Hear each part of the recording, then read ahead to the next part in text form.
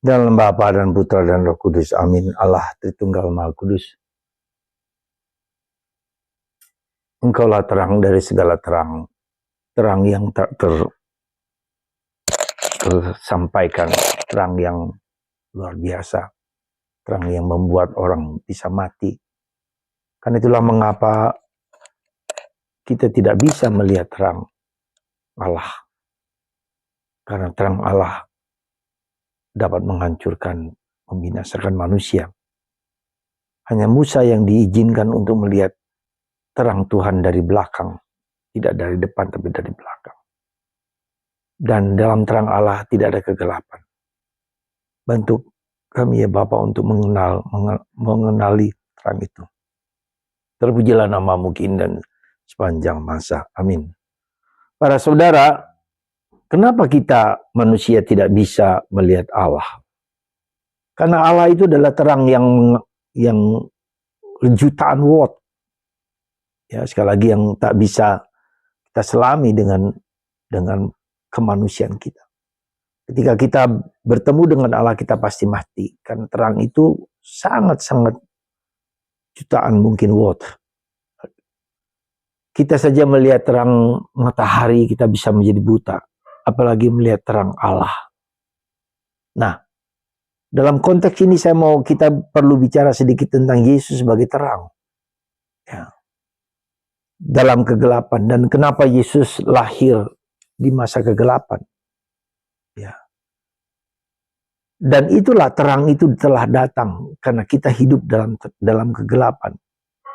Kita bisa melihat misalnya di kamar kita kalau lampu mati. Ya. Apa yang terjadi pada perasaan kita? Kita takut, gelisah, cemas. Ya. Kita merasa tidak aman, tidak nyaman. Itulah kegelapan.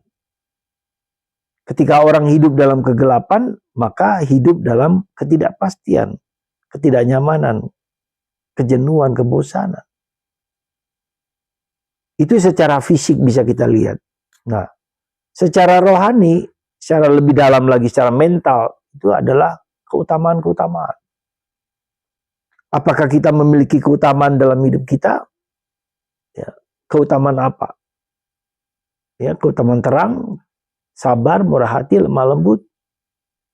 Itulah terang juga yang berupa keutamaan-keutamaan dalam hidup. Kesabaran, kemurahan hati. Lalu lebih dalam, lebih tinggi daripada itu, iman, harapan, dan kasih. Itu lebih dalam lagi. Jadi kita lihat secara fisik kita itu, ya, kalau tidak ada gelap, kalau ada gelap maka kita akan merasa tidak nyaman. Lebih dalam lagi dari itu secara mental, yaitu kita mengalami keutamaan-keutamaan. Ini ada terang dalam hidup kita, ada jalan, ya, ada penyelesaian, ada solusi. Kemudian lebih dalam lagi daripada itu, lebih tinggi daripada itu, iman, harapan, dan kasih. Dan lebih tinggi daripada itu adalah kebersatuan dengan Tuhan. Kebersatuan dengan terang itu sendiri. Hidup kita tetap kuat meski kita mengalami ketidakberdayaan. Misalnya sakit, penderitaan.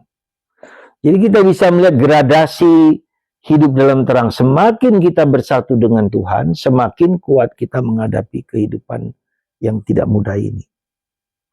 Semakin kita jauh dari Tuhan, semakin kita berada dalam kegelapan. Ya. Maka itu ketika dalam kitab Wahyu mengatakan ketika kita dalam terang Allah yang ribuan watt itu, jutaan watt itu, tidak ada gelap sama sekali. Di dalam Allah tidak ada gelap. Bahkan tidak ada bayang-bayang sekalipun. Maka mari saudaraku, kita berusaha hidup dalam terang, bersatu dengan sang terang, sang Allah. Kita berusaha hidup dalam cahayanya, dalam cahaya, dalam segala macam kebaikan-kebaikan, segala macam keutamaan-keutamaan, segala macam. Jadi ada gradasi. Jadi terang fisik seperti kita di tempat ini, kemudian terang mental, itu kehidupan keutamaan, dan terang iman, harapan, dan kasih, dan lebih tinggi lagi terang kebersatuan mistik dengan Allah. Ya, cahaya Allah memancar dalam diri kita, dan itu menjadi tanda bahwa kita hidup dalam apa? Dalam terang itu, dan hidup dalam cahaya yang bersinar, memancarkan.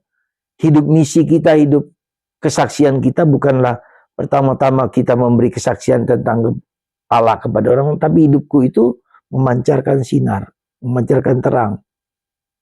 Dan pertanyaan lebih lanjut, apakah terang dalam hidupku itu sungguh-sungguh memberikan kelegaan, kenyamanan, kesenangan, kebahagiaan bagi diriku dan bagi orang lain. Semoga kita memahami prinsip terang dalam diri kita, supaya kita tidak hidup dalam kegelapan, dalam ketidakpastian. Bersama Tuhan, oleh Tuhan, dan dengan Tuhan kita hidup dalam terangnya. Semoga terang Kristus menyinari seluruh diri kita. Berkat Tuhan atas Anda semua, atas kita semua, atas diri kita masing-masing dalam Bapa, Putra, dan Roh Kudus. Amin.